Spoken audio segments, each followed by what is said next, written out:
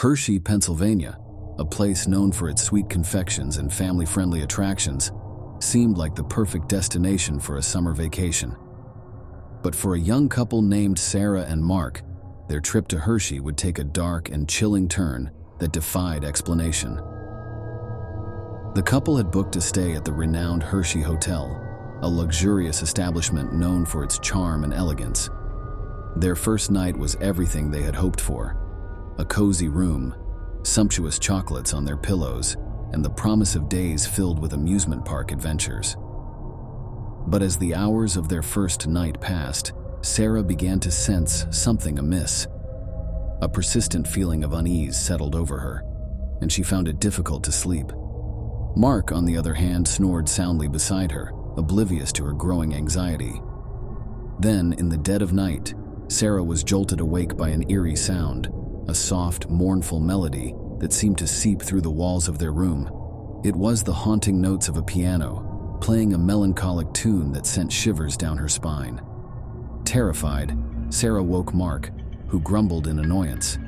He insisted it was probably just another guest playing music, and advised her to ignore it and go back to sleep. But the haunting melody continued, growing louder and more dissonant by the minute. Unable to bear it any longer, Sarah decided to investigate. She slipped out of bed and followed the eerie sound down the hallway. The tune led her to a locked door marked "Staff Only." The music seemed to emanate from behind that very door, and it was as if a ghostly pianist played within. Sarah returned to their room, her heart racing. Mark, now awake, listened to her account of the unsettling discovery. Reluctantly, he agreed to accompany her to the hotel's front desk to report the disturbance. As they descended the grand staircase, they passed a large portrait of the hotel's founder, Milton S. Hershey.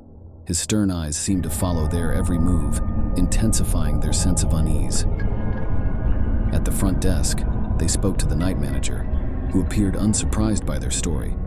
He calmly explained that many guests had reported hearing the phantom piano player over the years.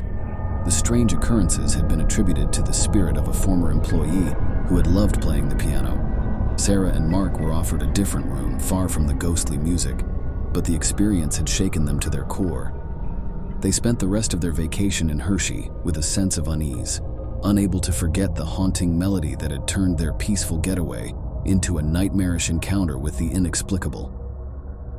To this day, they wonder about the eerie presence that lingers in the Hershey Hotel, a place where the sweetest of dreams can turn into the darkest of nightmares. Nestled deep in the heart of the countryside, Willowbrook Farm was a serene and picturesque place, but it hid a chilling secret that would come to haunt the Carter family for generations. This unsettling tale began in the late 1800s. John Carter, a hard-working farmer, and his wife, Eliza, lived a simple yet content life on Willowbrook Farm. They had 2 children, Thomas and Margaret, who helped with the daily chores and enjoyed exploring the vast property. Life was peaceful until the arrival of a peculiar man named Elijah Blackwell. Elijah was a traveling salesman who claimed to have a remedy for all ailments. He convinced John to purchase a mysterious elixir, promising that it would bring prosperity and good fortune to the farm. Desperate to improve their modest livelihood, John reluctantly agreed. The elixir, however, proved to be anything but a blessing. Shortly after its introduction to the farm, strange occurrences began. The crops withered and died, livestock fell ill, and the once peaceful atmosphere turned foreboding. At night, the Carter family heard eerie whispers that seemed to emanate from the very earth beneath their feet. As the days turned into weeks, the farm's misfortune escalated. A series of tragic accidents befell the family. Thomas was thrown from his horse and suffered a severe head injury, while Margaret mysteriously fell into a well and narrowly escaped drowning. Eliza was plagued by relentless nightmares, and John's once robust health deteriorated rapidly. Desperate to rid themselves of the cursed elixir's influence, the Carters sought the advice of a local wise woman named Abigail. She recognized the evil within the elixir and performed a ritual to cleanse the farm of its malevolent presence. But the damage had been done. The family's troubles didn't end there. Inexplicable phenomena continued to torment them. Tools vanished only to reappear in strange locations, and eerie voices whispered in the dead of night. They began to fear that their land was cursed. Despite their best efforts to leave Willowbrook Farm behind, the curse followed the Carter family like a shadow. Each subsequent generation experienced its own horrors, from unexplained accidents to ghostly apparitions. The farm seemed to harbor an ancient malevolence that clung to the Carter bloodline. As the years passed, the farm fell into disrepair, its buildings weathered by time. No one dared to purchase the cursed land, and Willowbrook Farm became an abandoned, forsaken place. To this day, the remnants of Willowbrook Farm stand as a chilling reminder of the dark secrets hidden within the rural landscape. The curse of the elixir, like an enduring nightmare, continues to haunt the Carter family, their tragic story passed down through generations as a cautionary tale of the price one might pay for seeking prosperity through unnatural means. Nashville, Tennessee, known for its lively music scene and southern charm, drew visitors from all walks of life. Among them was a young couple, Alex and Lauren, who decided to spend their anniversary in the vibrant city. Little did they know that their trip would take an unexpected and harrowing turn. They had booked a cozy airbnb in a quiet neighborhood, planning to explore the city's music, food, and culture during their stay. Their first few days in Nashville were filled with joy as they attended live performances and indulged in delicious Southern cuisine. On the fourth night of their stay, as they were returning to their Airbnb after a night out, they noticed a man loitering near their rental property. He was disheveled, with wild eyes that darted nervously.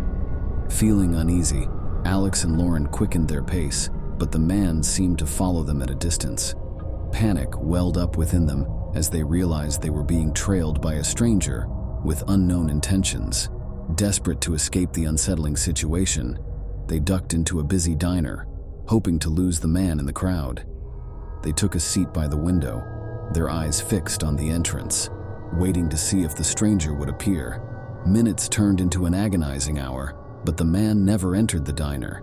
Their relief was short-lived, however, as they received a chilling text message from an unknown number. It read, "I know where you are." Fear gripped their hearts as they looked around, scanning the diner for any sign of the stranger. But there was no one who seemed out of the ordinary. They decided to call the police, explaining their situation and the mysterious text message. When the officers arrived, they listened attentively to Alex and Lauren's story. They decided to conduct a thorough search of the neighborhood, but found no trace of the man. The officers assured the couple that they would patrol the area throughout the night to ensure their safety. Back at the Airbnb, Alex and Lauren couldn't shake the feeling of dread. They locked all the doors and windows, double-checked the security system, and tried to get some rest. But sleep eluded them as they wondered about the stranger and his sinister intentions. The following morning, the police returned to inform them that they had identified the man who had been following them. He was a local resident with a history of harassment and stalking cases. The officers assured Alex and Lauren that they would take necessary actions to keep them safe. Relieved but still shaken, the couple decided to cut their trip short and returned home, their anniversary celebration marred by the Nashville nightmare. They couldn't explain the man's unsettling pursuit, but the memory of those tense nights in Music City would forever serve as a chilling reminder that even in the most vibrant of places, danger could lurk just beyond the neon lights.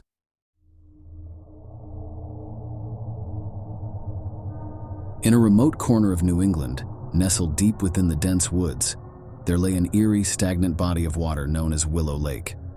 For centuries, the lake had been shrouded in dark legends and whispered tales of the supernatural. But it was one fateful summer that the horror of Willow Lake would reveal itself to a group of unsuspecting friends. The group, consisting of 4 friends in their early 20s, decided to spend a weekend camping by Willow Lake. They had heard the stories, but youthful curiosity outweighed their apprehension. As they set up their campsite by the water's edge, the sun cast long shadows across the lake's glassy surface. Night descended, and they gathered around the crackling campfire, sharing laughter and stories. But as the fire's embers dimmed, An unsettling silence enveloped them, broken only by the distant call of an owl. It was then that they heard it, the soft, mournful weeping that seemed to emanate from the lake itself. Bewildered, they scanned the inky darkness, searching for the source of the sound. But there was nothing to be seen. As the night wore on, the weeping grew louder, and an oppressive mist crept over the lake, shrouding their campsite in an otherworldly haze. Fear gripped the group as they realized that something was terribly wrong. They considered packing up and leaving, but an inexplicable force seemed to hold them in place. Then, from the heart of the mist, a figure emerged, a spectral woman with hair as dark as the night. Her tattered dress clung to her ethereal form, and her eyes gleamed with a haunting sorrow. She glided toward them, her weeping now a mournful wail that pierced their souls. The friends were paralyzed with terror as the apparition approached. The air turned icy cold, and their breaths came out in panicked gasps. The ghostly woman reached out her hand, her fingers brushing against the face of one of the friends.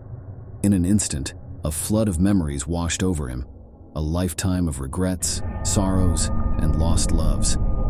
The woman seemed to be feeding on his deepest, darkest emotions. As she moved on to the others, each friend experienced a similar torment, reliving their most painful moments. Hours passed, and when the specter finally retreated into the mist, the friends were left shaken and broken, their spirits drained. They gathered their belongings and fled from Willow Lake, their minds scarred by the horrors they had witnessed. To this day, they speak of that accursed night by Willow Lake, where they encountered a vengeful spirit that fed on their very souls. It was a chilling reminder that some places are best left untouched, for in the depths of darkness, there are terrors beyond imagination, waiting to haunt those who dare to venture too close. In the quiet town of Oakville, nestled beneath the shadows of ancient oaks, there lived a man named Daniel. His life, once monotonous, took an unexpected turn when he decided to try his luck on Tinder in search of companionship. Little did he know swiping right would lead him down a path he could never have imagined. One evening, as he swiped through profiles bathed in the soft glow of his phone, Daniel stumbled upon a woman named Sarah. Her profile was unassuming and her smile seemed genuine. He swiped right, hoping for a simple, pleasant date. To his surprise, they matched almost instantly. Sarah was quick to initiate a conversation, and they soon found themselves sharing stories about their lives. They had much in common, from their love of hiking to their passion for photography. It wasn't long before they agreed to meet in person at a local park. Their first encounter was innocent enough. They strolled through the park, exchanging laughter and anecdotes. The sun set behind the trees, casting long shadows that seemed to embrace them. As the evening grew darker, Daniel suggested they continue their walk along a secluded trail. But as they delved deeper into the woods, the atmosphere changed. The wind whispered through the trees, and an eerie silence enveloped them. Daniel couldn't help but feel a shiver crawl up his spine. He glanced at Sarah, expecting to see fear mirrored in her eyes, but instead, he found something far more unsettling. Sarah's smile had vanished, replaced by a cold, calculating expression. She revealed a sinister truth. Their meeting was no coincidence. She had lured Daniel into the woods with a dark purpose in mind. She was part of a secret organization that sought to initiate him into their ranks through a ritual that defied reason. Fear gripped Daniel as Sarah began chanting strange incantations, drawing arcane symbols on the ground. He realized he was trapped in a nightmarish scenario, far removed from the ordinary world he knew. Desperation coursed through his veins as he tried to flee, but an unseen force held him in place. As the ritual reached its climax, a malevolent presence seemed to descend upon the woods. Shadows danced in the moonlight, and the air grew thick with dread.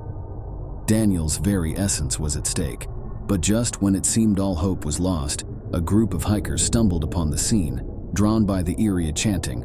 They intervened, disrupting the ritual and saving Daniel from a fate worse than death. Sarah fled into the night, her sinister plans foiled. Daniel, shaken to his core, returned home, forever haunted by the bizarre encounter. He had swiped right into a nightmare, and the horrors of that Tinder date would remain etched in his memory. A life-changing event that made him question the true depths of darkness that could be lurking behind a seemingly ordinary profile. In the heart of the Nevada desert lies a desolate town named Caldera. In its heyday, Caldera was a thriving community centered around a copper mine, but now it's a ghost town, devoid of life. The tale of Caldera is a true story, one that baffles even the most seasoned historians. In the early 1900s, when the copper mine was still operational, Caldera was a bustling hub of activity. Miners and their families populated the town, and it thrived for decades. But in 1932, a series of strange and unsettling events began to unfold. It started with the sudden disappearance of John Davis, a respected mine engineer. He had been out on a routine inspection of the mine, but he never returned. Search parties scoured the tunnels, but there was no sign of him. It was as if he had vanished into thin air. As whispers of John's disappearance spread through the town, a sense of unease settled over Caldera. People started reporting odd occurrences. Tools would go missing, only to reappear in unusual places. Footprints in the dust led nowhere, as if someone had walked through walls. But the most chilling incident involved a child. Sarah Turner, a 6-year-old girl, claimed she had seen her father standing in the hallway one night. The problem was that her father had died 2 years prior in a mining accident. Sarah described him as pale and cold, with empty eyes that seemed to stare right through her. The encounter left her traumatized. The disappearances and paranormal occurrences continued for years. Families grew increasingly afraid, and one by one, they left Caldera. The once vibrant town dwindled to a handful of stubborn souls who refused to abandon their homes. In 1948, a journalist named Richard Harris arrived in Caldera, determined to uncover the truth. He interviewed the remaining residents, reviewed old newspaper clippings, and explored the abandoned mine. But the more he dug, the stranger the story became.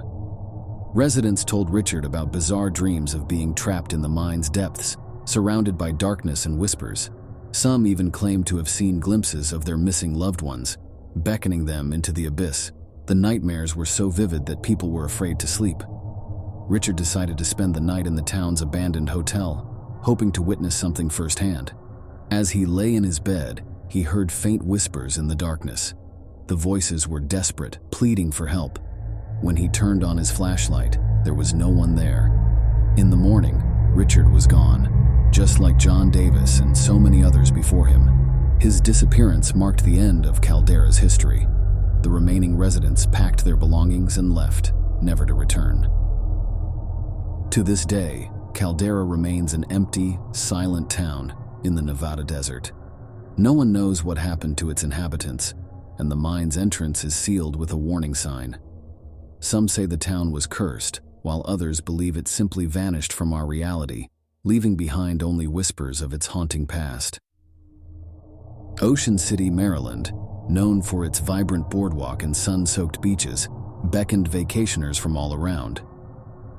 For a group of friends seeking a memorable summer adventure, Ocean City seemed like the perfect destination. Little did they know that their trip would take an unexpected and terrifying turn. The group had rented a beachfront condo and planned to spend their days basking in the sun and their nights enjoying the lively atmosphere of the Ocean City boardwalk. Their first few days were filled with laughter, delicious seafood, and carefree walks along the beach. But as the sun dipped below the horizon and the neon lights of the boardwalk flickered to life, a sense of unease settled over the group. On their fourth night, while strolling along the boardwalk, they noticed a figure in the distance, a man wearing a tattered trench coat and a wide-brimmed hat that concealed his face. The man seemed to be following them at a distance, his presence growing more menacing with each step. Nervously, the friends quickened their pace, hoping to shake him off. But no matter how fast they walked or how many turns they took, the stranger persisted in his pursuit. Fear gnawed at their hearts as they realized they were being watched by someone with sinister intentions. They ducked into a bustling arcade, hoping to lose the stalker in the crowds. But the man in the trench coat continued to lurk in the shadows, his eyes fixed on them. Desperate, they decided to seek help from a nearby police officer patrolling the boardwalk. But as they approached the officer, the stranger disappeared into thin air, leaving no trace behind. The officer listened to their story, his expression a mix of skepticism and concern. He explained that Ocean City had its share of urban legends, and some claimed that the boardwalk was haunted by the spirits of restless souls. The friends laughed it off, thinking it was a joke, but the officer's words sent a chill down their spines. That night, they returned to their condo, the feeling of unease lingering. As they lay in their beds, they heard it, a soft, haunting melody, like an eerie call from the ocean itself. It seemed to come from the direction of the boardwalk. Trepidation filled the room as they realized the melody was accompanied by the ghostly figure in the trench coat, standing outside their window.